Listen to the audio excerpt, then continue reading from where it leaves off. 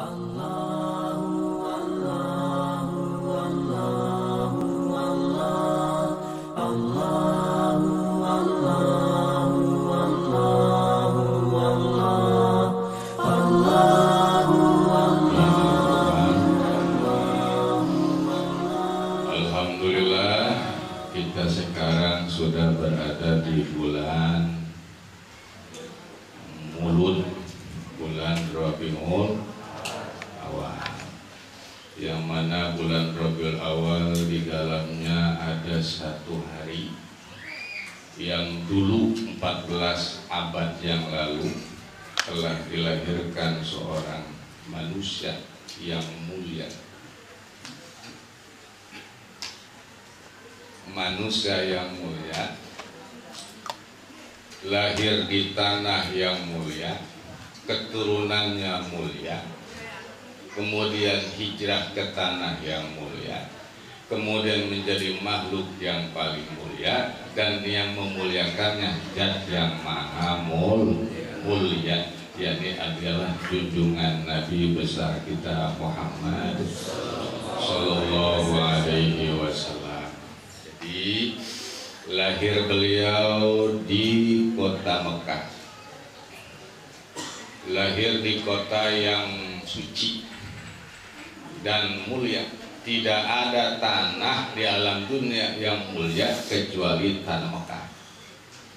Kemudian Kanjeng Nabi hijrah ke Madinah, dan ketika di Madinah pun datang, Madinah menjadi tanah yang mulia. Tidak ada tanah yang lebih mulia selain daripada tanah Mekah dan tanah Madinah. Maka Mekah Madinah disebut Haromain. Tanah Haromain, tanah yang mulia. Selainnya mulia, makanya Kanjeng Nabi lahir makhluk mulia di tanah yang mulia.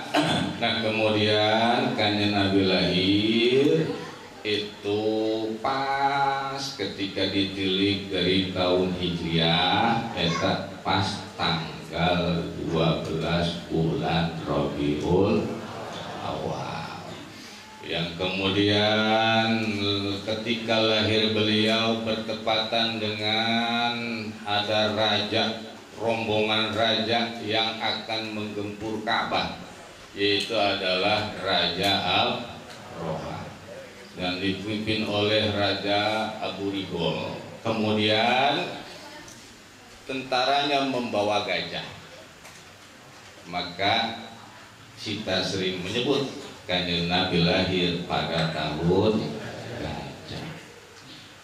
Tak pasukan Abraha mau menghancurkan Ka'bah, tapi akhirnya Allah menjaga Baitullah dengan menurunkan burung yang dinamakan burung abadi. Makanya diabadikan di dalam surah apa namanya? Surah Al-Fil. Alam tara kaifa fa'ala rabbuka bi ashabil fil. Terus alam yaj'al kaidahum fi tadlil wa arsala 'alaihim tayran ababil tarmihim bi hijaratin min sijil kasfin tarmihim bihijaratin min sijil. Datang burung ababil, yang mana keistimewaan burung ababil tersebut, tentara bergajah sudah hampir datang ke perbatasan Mekah, udah deket lagi bakal datang, bakal hancur Baitullah. Tak kemudian datanglah segerombolan burung ababil, yang masing-masing burung itu membawa 3 buah batu.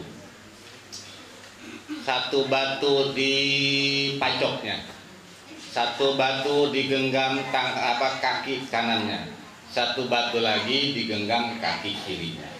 Itu batu diambil dari neraka, dan batu tersebut sudah ada nama-namanya. Jadi ketika datang Raja Abraha berikut bala tentara gajahnya, Nah itu semuanya burung ababil melepaskan batu. Batu tersebut itu turun, itu nggak ada yang nyasar. Jadi batu itu dari neraka udah ada catatannya. Misalnya catatannya misalnya 5 misalnya siapa jadi korban sini dah? Jahit lah, misalnya tulisan nama Jahit, eta datangnya ke Jahit, Umar ke Umar baik, Bakar ke Bakar baik. Dan keanehannya itu adalah, keajaibannya itu batu turun, eta jatuhnya lempengan ubun-ubun. Tentara Abraha ini itu kejatuhan batu semua yang dibawa oleh Ababil. Dari ubun-ubun makbes mendidih, ubun-ubun mendidih terus masuk ke tenggorokan, tembus ke perut hancur, kemudian ke boolnya tembus ke gajah, mati semua satu batu. Sehingga keraja-rajanya juga mati. Raja Abraha juga mati, cuma matinya bukan di tempat dia matinya sampai balik, keheran-heran dia juga akhirnya mati juga kan, matinya hina. Nah, jadi bicara Kanjeng Nabi lahir pada tahun gajah. Nah, kemudian bertepatan di tahun Masehi tahun 571 Masehi, 12 Rabiul Awal tahun 571 Masehi, lahir di kota Mekah, kemudian terus diangkat jadi Nabi Rasul usia 40 di Mekah. Nah inilah proses Kanjeng Nabi dari lahir kemudian terus sampai usia 40, itu banyak keistimewaan Kanjeng Nabi. Jadi anak yang bakal jadi orang gede udah ada cirinya dari kecil, udah ada cirinya semua juga.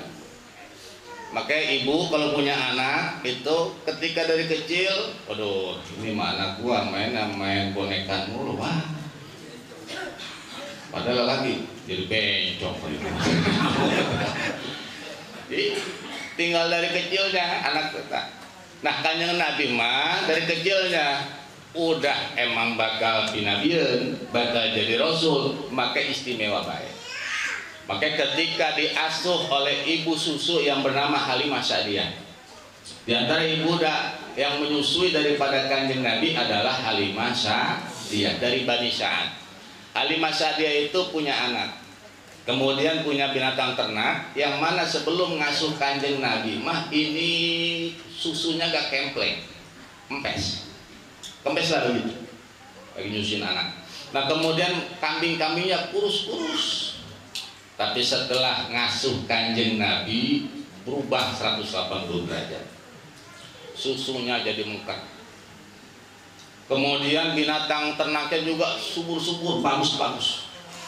Sampai itu di saat Bani Sa'ad itu yang tadinya gersang jadi subur, jadi banyak tumbuh-tumbuhan. Sekarang itu di Thaif. Kalau sekarang itu Thaif ada Bani Sa'ad, di situ ada sumur tempat peninggalan daripada keluarga Bani Sa'ad, itu diantaranya Halimah Sa'diyah.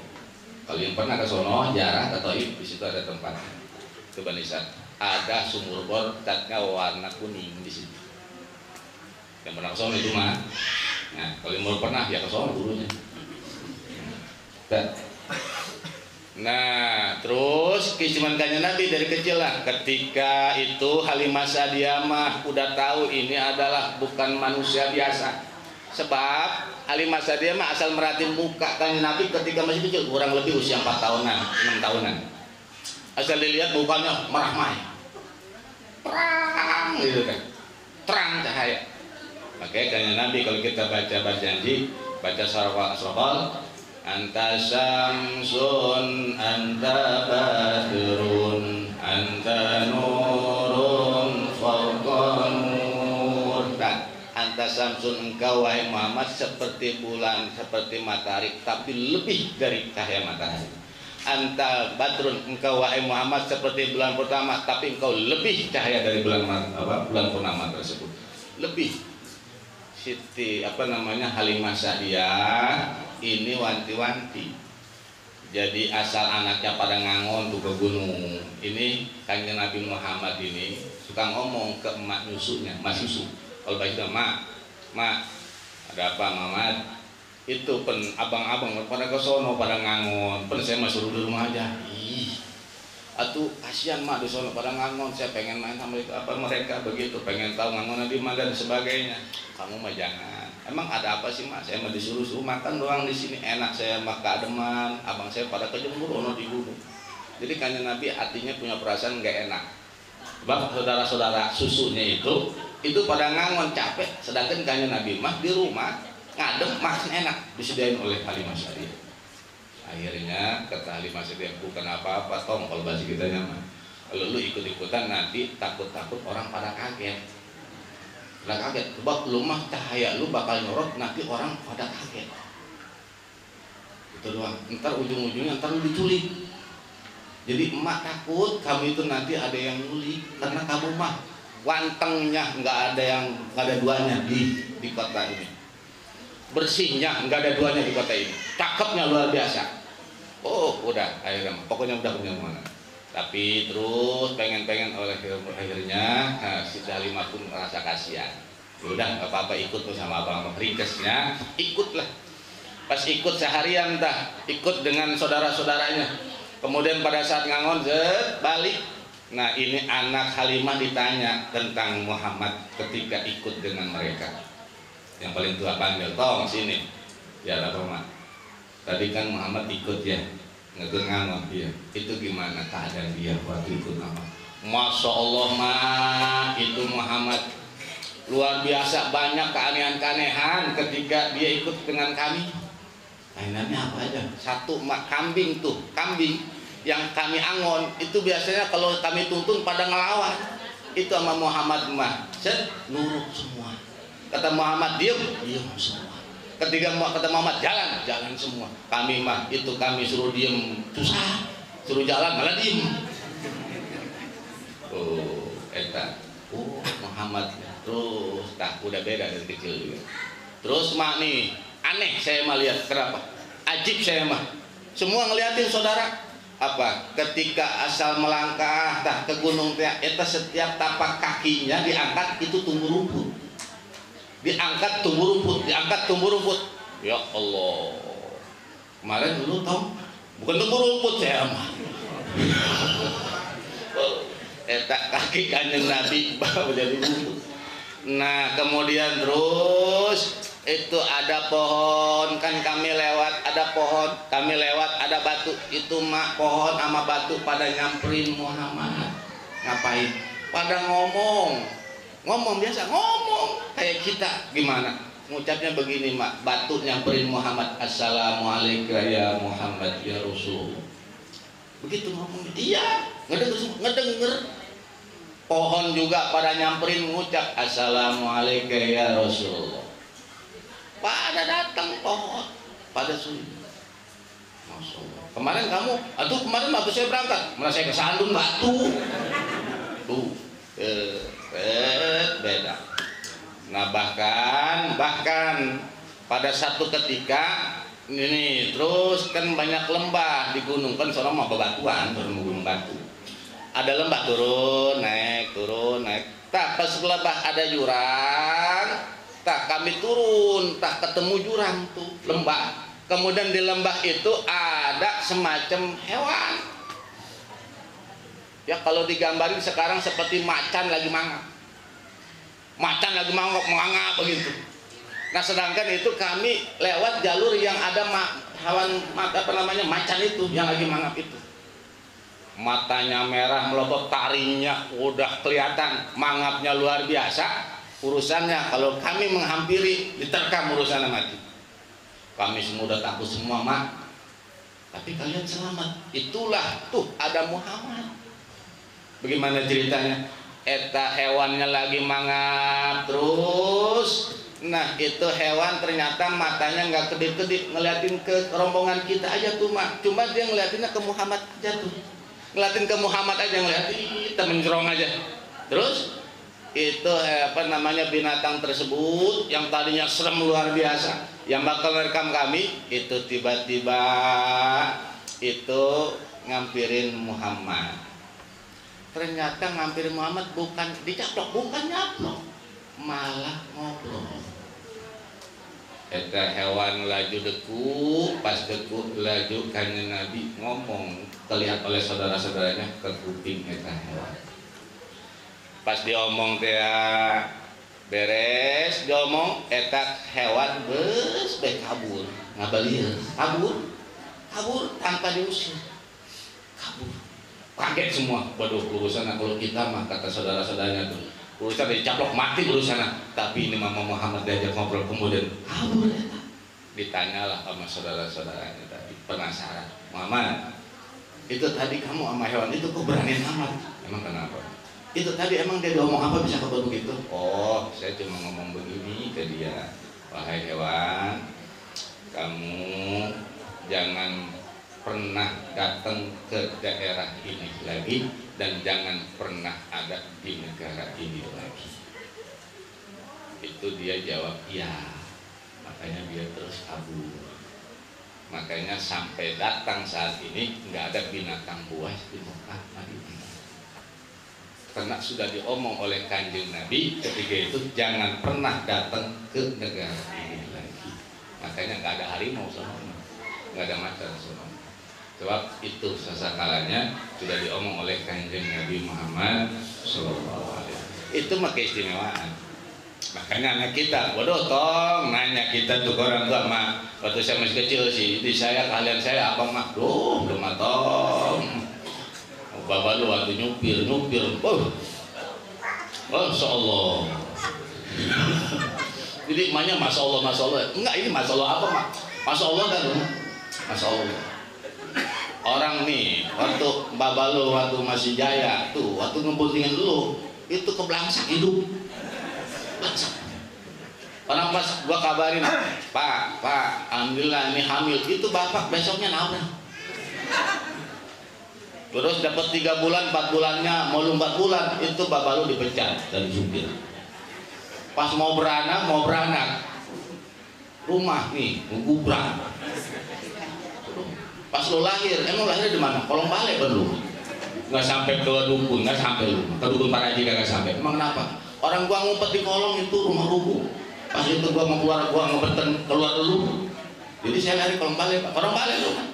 Oh, pantes kata dia, pantes mak nasib saya ini sial amat ya. Makanya lu mah waktu sekolah kagak lulus, emang kenapa? Itu kali mah. Sekolah pun lu mah kagak naik Pak. Dari kelas 1 sampai kelas 7. Waktu itu kita naik lu mah naik gak kena guru bosannya kan lu? Saking bosan dia lah, lu taikin aja mah. Taikin, jadi naiknya bukan kena peringkat, bukan kena bisa ngajawab soal. Jadi guru bosan. Itu lu, tapi saya bisa lulus mah SD. Lulus juga lu mah kalau ceritanya, gue sedih udah kita lu. Lu mah dilulusin lu kenapa? Itu guru kepala sekolah pada rempuk sama guru wali lu. Kenapa sebab? Itu guru lu pengen nangis. Kenapa sebab? Ampun kata dia. Jangan sampai tahun besok saya ngeliat dia lagi. Begitu lah. Berarti lu berdiusir dari sekolah dia. Masya Allah tak. Oh macam-macam. Nah inilah kanjeng Nabi terus usia 40 dakwah diangkat jadi Nabi, jadi Rasul. Ringkesnya. Nah ketika diangkat Nabi Rasul, etakan kanjeng Nabi mah dari keturunan saudara besar,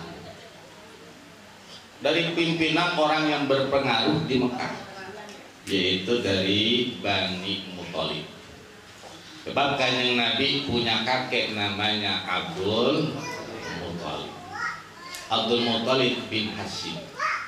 Abdul Muthalib nikah dengan Fatimah bin Amr bin Aid bin Imran bin Mas'udah. Nikah, punya anaknya kurang lebih hampir 13 satu riwayat. Jadi Abdul Muthalib itu punya anak banyak, lelakinya 12, perempuan 4. Nah, di antara anak biangan ada banyak Abdul Muthalib. Jadi isinya bukan satu, dalam satu riwayat itu isinya sampai 4 kayak banyak. Nah, ringkas, jadi Abdul Muthalib punya anak lelaki itu ada 12 yang dicatat dalam riwayat. Pertama adalah Haris bin Abdul Muthalib, paling tua. Haris punya adik namanya adalah Abu Lahab. Kemudian yang ketiga Zubair. Yang keempat adalah itu apa namanya Abdul Uzza. Itu disebut Abu Lahab tadi. Kemudian yang kelima Abu Lahab. Keenam itu apa namanya Gaidan, Al-Gaidan bin Abdul Muthalib. Kemudian yang ketujuh itu adalah Muqawwam. Ada lagi riwayat mengatakan bacanya Muqawwim bin Abdul Muthalib. Kemudian kedelapan Khidiror bin Abdul Muthalib. Kesembilan Said Abbas bin Abdul Muthalib. Kemudian yang kesepuluh Kisam, ada yang baca Kisum atau Qasam. Kemudian yang ke-11 ada anaknya yang bernama Abdul Ka'bah, dan yang ke-12 adalah Hazal atau yang kalau kita dalam ngaji Nurul Yakin ada nama Mugiroh. Eta 12 yang mana bontotnya adalah Abdullah. Jadi Abdullah itu bontot Abdul Muthalib. Kemudian Abdullah punya anak bernama Muhammad, junjungan Nabi besar kita Muhammad Sallallahu Alaihi Wasallam. Nah, ini dakwah paman-paman Kanjeng Nabi, bicara Kanjeng Nabi dakwah di Mekah luar biasa. Makanya turunlah surah Yasin untuk menghibur hati baginda Rasul, sebab bukan hanya orang lain yang nggak suka ke Kanjeng Nabi, kaum kufar Quraisy, tapi ternyata paman-pamannya, encang-encangnya pun sama banyak yang nggak iman. Makanya dalam riwayat bahwa a'mamun Nabi alaihi salam isnasar. Jadi paman Kanjeng Nabi itu ada 12 orang. Samaniyatun minhum lam yudrikun Nabi alaihi salam wala yadri halahu. Yang 8 orang paman Kanjeng Nabi itu enggak ngalamin Kanjeng Nabi. Enggak ngalamin. Maksud enggak ngalamin Kanjeng Nabi lahir sampai diangkat jadi nabi, enggak ngalamin. 8 paman Kanjeng Nabi. Nah, adapun yang 4 itu mah ini adalah ngalamin Kanjeng Nabi. Ngalamin, bahkan sampai diangkat jadi Nabi Rasul pun ngalamin. Yang 4 nih. Cuma yang iman 2 orang, yang iman 2 lagi kagak.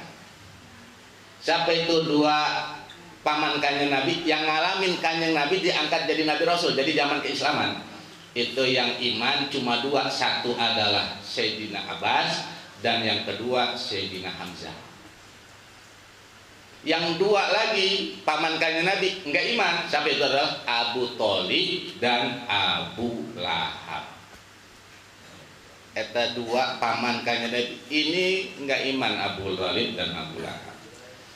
Nah, jadi Kanjeng Nabi dakwah ternyata sulitnya luar biasa, sebab yang menentang diantaranya adalah tetangga baginda Rasul, bukan tetangga lagi, ternyata saudara-saudaranya pun banyak yang nentang. Di antaranya yang terkenal adalah Abu Jahal, kemudian Abu Lahab. Abu Lahab mah paman, jadi Abu Lahab mah encang Kanjeng Nabi, encang, sini encang ya, encang. Jadi bahasa encang mah begini, tuh rumahnya ngerendeng Kanjeng Nabi dengan Abu Lahab, ngerendeng rumahnya, ngerendeng lah. Jadi kayak ini mau nolak di rumah bapak apa ono situ ngerendeng. Itu asal yang ngelemparin Abu Lahab. Pamannya gede jasa tak, encangnya gedegin jasa kamu. Jadi gedegin jasa, gedeg asal lemparin tai. Terus ke mana-mana bininya tukang nyari kayu bakar, hamalatal atau bawa kayu. Itu di jalan ngomongnya bininya tuh keliling, asal mau pulang ke rumah. Woi, jangan percaya Muhammad mah apa di mana yatim Abu Thalib dia mah. Jangan percaya dia Nabi Rasul. Jangan percaya sedikit pun, udah pegang agama nenek moyang kita, udah nyembah patung aja kita mah. Dan sebagainya. Jangan percaya sama Muhammad. Coba encangnya sendiri ngomong gitu. Kemudian Abu Lahab juga sama, di mana-mana ngomong gitu. Jangan percaya Muhammad mah dia bukan nabi, bukan rasul. Kalau bahasa sekarang mah udah mana lu? Udah jangan ngaji lah, Mas Muhammad mah jangan. Ngaji ya, udah kafiran itu mah. Dia mah sebenarnya nggak usah ngaji dia mah. Dia mah ngaji emang pengen dapat berkah doang dia mah. Lu udah sebanyak ngomongin baik. Terus ya Allah kan itulah Kanjeng Nabi Muhammad SAW luar biasa. Dakwah di Mekah. Nah kemudian berapa? 13 tahun, kemudian hijrah ke Madinah 10 tahun, itu kurang lebih 23 tahun. Hasilnya adalah sampai saat ini alhamdulillahirabbil alamin. Kita nih yang nggak pernah bertemu dengan baginda Rasul, nggak pernah ngezamanan baginda Rasul, jauh kurunnya, tapi alhamdulillah kita iman ke baginda junjungan Nabi besar Muhammad Sallallahu Alaihi Wasallam. Berarti sinar Kanjeng Nabi nyorot ke hati kita, sinar Allah nyorot ke hati kita, sinar Kanjeng Nabi nyorot ke hati kita, makanya kita iman. Tapi Abu Lahab walaupun pamannya sendiri karena nggak nyorot nur Kanjeng Nabi nggak iman. Abu Lahab karena Abu Thalib padahal ikut berjuang, bahkan ketika Kanjeng Nabi mau dakwah, ketika sepupunya yang anak daripada Haris yang bernama adalah Abu Sufyan. Nah itu ketika Kanjeng Nabi berdakwah itu digadang-gadang, kemudian Abu Thalib langsung madep. Siapa yang mau berani ngelawan keponakan gua mau dakwah? Lawan gua, ada yang berani? Abu Thalib dakwah, tapi Abu Thalib enggak iman ke Kanjeng Nabi. Tuh. Padahal dia nggak gadang-gadangin mah. Pokoknya ada yang berani melawan Muhammad, langkain dulu lantak mayat gua. Abu Thalib belanya luar biasa. Makanya ketika Abu Thalib wafat, Kanjeng Nabi sedih bukan main ketika di Mekah, sehingga minta bantuan untuk dakwah sampai ke Taif. Yang didongengin nanti cerita bicara Taif itu Kanjeng Nabi ditimpah pakai batu, diusir dari Taif, kemudian sampai lari sampai diam di satu tempat yang sekarang disebutlah Masjidku itu Masjid Sipur yang Kanjeng Nabi deku berdarah-darah. Nah kemudian itu batu membes. Kita sekarang masih ada di Taif. Itu dongengnya panjang. Nah itu bicara sejarah Kanjeng Nabi. Nah ini mah kita bicara tafsir.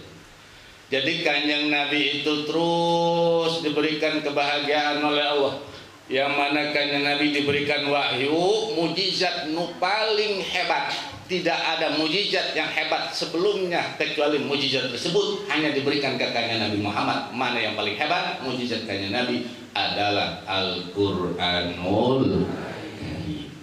Makanya cukup di bulan Maulud mah kita harus takdiman wa takriman, harus mengagungkan ini bulan, harus memuliakan ini bulan.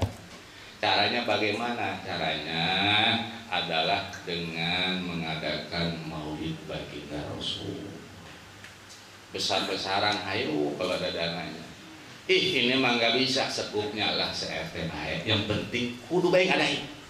Jangan apa kagak. Jadi bulan Maulud mah kudu ngadain acara muludan. Kalau bisa gedein. Niatnya takziman wa takriman, mengagungkan dan memuliakan junjungan Nabi besar Muhammad Sallallahu Alaihi Wasallam. Loh ini mah ada dana lagi corona, kemudian kerja juga pada di PHK nyari dana, amplop disebar nggak ada yang balik lagi. Waduh, ngundang mah macem-macem.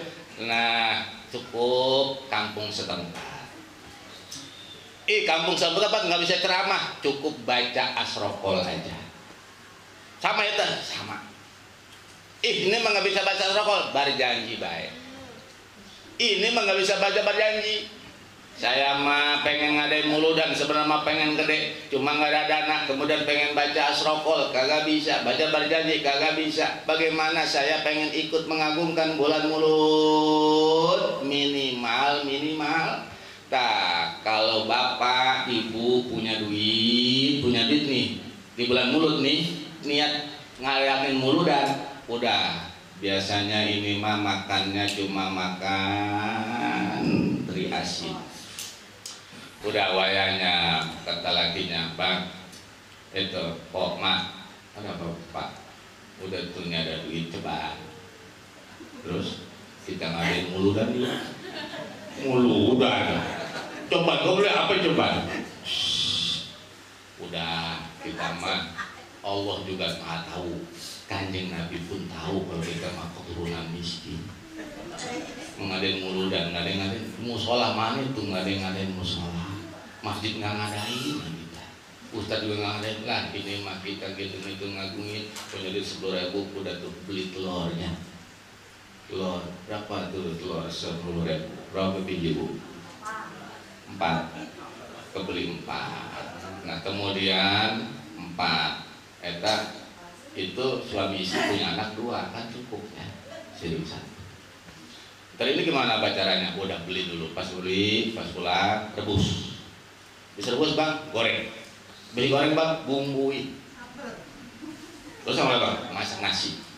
Terus masak nasi bang, udah kita kumpul, taruh di nampan, makan bareng-bareng, niat ngadain muludan.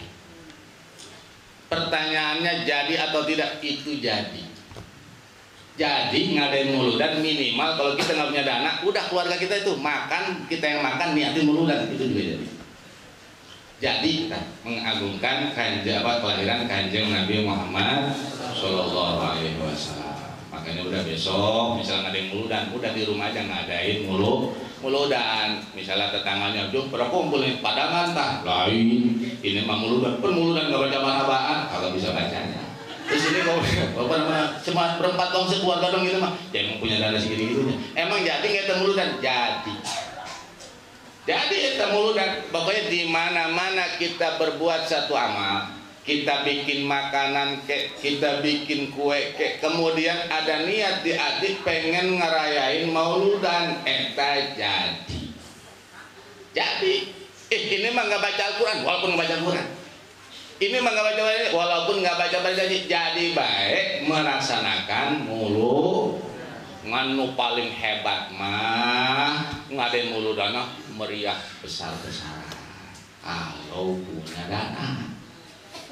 Kalau nggak punya dana jangan maksain, jangan habis acara panitia pada buyong pekoyo.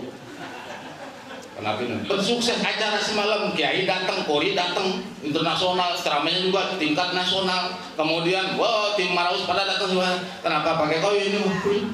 Kenapa? Itu kiai itu bayar tuh 5 juta. Kemudian kori 5 juta, 10 juta. Kemudian Maraus 2 juta, 12 juta. Emang di depan itu ngutang saya. Oh, tolong teman, jangan tabarin sama. Nah, makanya ada-adanya udah. Cukup nggak kudu meriah, makanya sebenarnya mah muludan mah sebenarnya tuh baca asrokol tuh yang sebenarnya mah. Jadi muludan yang sebenarnya mah baca Assalamualaikum Zainal Anbiya, Assalamualaikum soalnya assalatu ala nabi wassalamu ala rasul asafil abtoi wa Muhammad. Sebenarnya meta ini mah ajar bulan puyeng nyari kiai, padahal mah hari asrokolan kagak dibaca sebulan ya. Itu asrokolan yang penting mah asrokolan baca, banyak dibaca. Adapun ada kiai kagak, yang penting makan, yang penting beres asrokolan udah kan pada bepudah tuh capek berdiri dan sebagainya, udah set beres makan berkah segitu juga. Alhamdulillah bandit boleh minta yang utuh, yang kenyang kita sendiri, masyarakat kita, jamaah kita sendiri. Jangan ini mencari dana bulanan, siang malam nyari dana. Dari kulit putih apa berwarna, kemudian pada saat acara dapat 12 juta, pas datang kiai cuma sejam, duit diangkut sama dia. Persialan kan? Kita yang jemur-jemur. Mending atuh buat masyarakat, kasih tuh, bedain berkat para jamaah. Ini duit dari jamaah dan ini niat untuk ngadain muludan. Pokoknya jangan khawatir, jangan masak seminggu mah. Kenapa sih Pak? Oh, berkat, bedain berkatnya. Satu orang pokoknya dapat bekakak 1. Ya. Mulain coba, besok bakal rame ngadain muludan. Kenapa sih Pak? Tuh, gue demen sama berkat muludannya. Kenapa? Berkatnya bekakak 1. Apa? Acaranya ada ceramahnya? Enggak, selalu mah baca asrokol doang. Tapi luhur niat mengagungkannya. Daripada eta artinya bukan berarti dilarang. Itu mas apa namanya? Baik teman. maksudnya ngadain muludan mah kudu bae di bulan mah niat mengagungkan kanjeng Nabi. Nah eta lah. Jadi oleh karenanya bicara muludan makanya banyak agak misalnya punya duit tuh ada yang mintain tuh nya keliling, Waalaikumsalam kita sedekah niat punya duit 2.000 niat muludan jadi ya. Ya Allah, ini saya mau sedekah, tapi niat ini di bulan mulut, saya mau niat mulu dan ya Allah 2.000 ya Allah. Eta jadi niat muludannya. Muludan yang jadi. Nah, terus ada tamu datang, Assalamualaikum di bulan mulut ini mah. Ada tamu datang, Assalamualaikum. Duduk. Pas duduk kita ngeluarin ayat, pas ngeluarin ayat. Kita ngomong dalam hati, ya Allah saya niat muludan dengan sedekah air segelas buat tamu di klub jadi acara muludan dapat ganjaran muludan tuh sederhana apa susah? Sederhana. Kita doa makanya panitia ketika mintain dana muludan udah gak perlu bingung-bingung datengin aja. Insya Allah sekarang ini masyarakat khususnya di Benda ini semuanya pada nunggu panitia datang. Ya, berapa yang sudah kasih? Cuma itu tadi 2.000 ya sih. Kumpulin aja kalau ada 1.000 orang mah 2 juta. Nah, insya Allah mudah-mudahan kalau niat baik mah hasilnya bakal baik. Apalagi ini acaranya niat mengadakan muludan pada lahiran kanjeng Nabi Muhammad Sallallahu Alaihi Wasallam. Oleh karenanya bicara muludan, insya Allah ini kita bicara masalah muludan. Jadi insya Allah di sini sekalian mengundang lah ini mah ke jamaah. Dia emang lihat buat kita juga. Insya Allah di sini ngadain muludan malam Rabu besok. Acaranya sebagai biasa paling tahlil, silsilah, tawasulan. Kemudian kedua langsung baca sarofal anam beres. Kemudian makan bareng, habis makan merokok, dia punya rokok. Terus yang nggak punya rokok minta ke temen yang bawa rokok. Kemudian dia kopi, bisa itu kopi duduk, kok kalau rokok udah habis pulang. Intinya maksudnya itu dah. Jadi malam Rebo besok sekaligus ini niat sekalian niat ngakol mendak empok dari Bonung udah temunya di bulan mulut. Walaupun belum tanggalnya, tapi ditarik sekaligus pada acara muludan tersebut. Jadi sekaligus acara kalian jadi keluarga nanti bareng-bareng aja untuk sekalian selamatan Ponung. Ya. Kemudian ada doa-doa. Itu kiranya untuk malam Rabu besok. Jadi ini malam Jumat, Kamis, Jumat, Sabtu, Minggu, Senin, Selasa, Rabu. Yang ada waktu bareng-bareng hanya sebatas sarofalana. Emang itu dari dulu sih itu seperti itu. Jadi itu adapun ada kayaknya nggak Ustaz? Insya Allah ada, ya Insya Allah ada. Kayaknya ada, Ustaznya ada, polinya juga ada, semuanya ada. Insya Allah semuanya ada. Cuma tinggal nanti waktunya dah. Kalau keburu dia mau ngomong dikasih, kalau enggak ya udah. Begitulah. Jadi intinya semuanya mohon doanya juga kehadirannya bareng-bareng kita merayakan Maulid kelahiran junjungan Nabi besar kita Muhammad Sallallahu Alaihi Wasallam besok pada malam Rabu pada Isya mulai jam 8 atau jam 8 mulai. Kiranya itu.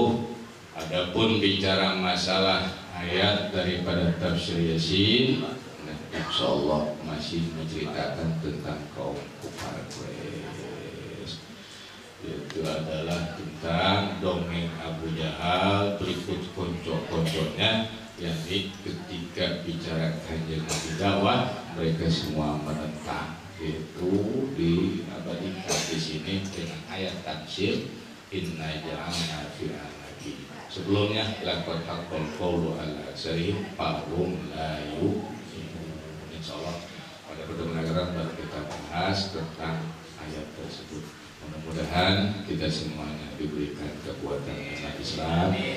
kemudian kita pun diberikan kemurahan rezeki untuk melaksanakan taat ibadah kepada Allah, khususnya pun kita semua diberikan kemampuan untuk merayakan maulidnya junjungan Nabi besar kita Muhammad Sallallahu Alaihi Wasallam, dan mudah-mudahan dengan wasilah kita takdiman wa takriman di bulan maulid ini dan dilahirkannya baginda Rasul, kelak nanti di yaumil kiamat kita mendapatkan syafaat hikmah daripada beliau, dan kita hidup di dunia pun kesorot cahaya nur kanjeng Nabi maupun sinar ilahi Allah Subhanahu wa Ta'ala. Al-Fatihah. Bismillahirrahmanirrahim. Alhamdulillah. Iyyaka na'budu wa iyyaka nasta'in. Shiratal mustaqim. Shiratal ladzina an'amta 'alaihim ghairil maghdubi 'alaihim waladdallin. Amin. Allahumma shalli wa sallim ala sayyidina Muhammadin fil awwalin akhirin wa barik wa sallim wa radhiyallahu ta'ala kulli sahabati Rasulillah ajma'in. Ya Allah ya Rabbal alamin, Allahumma hdina shiratal mustaqim, Allahumma hdina shiratal mustaqim, Allahumma hdina shiratal mustaqim, shiratal ladzina an'amta 'alaihim wa sahbihi wa salihin wa hasuna ulaika rafiqa dzalika al-fadl kafa billahi alima. Salli wa sallim ala jami'il anbiya wal mursalin walhamdulillahi rabbil alamin. Wa assalamu alaikum warahmatullahi wabarakatuh.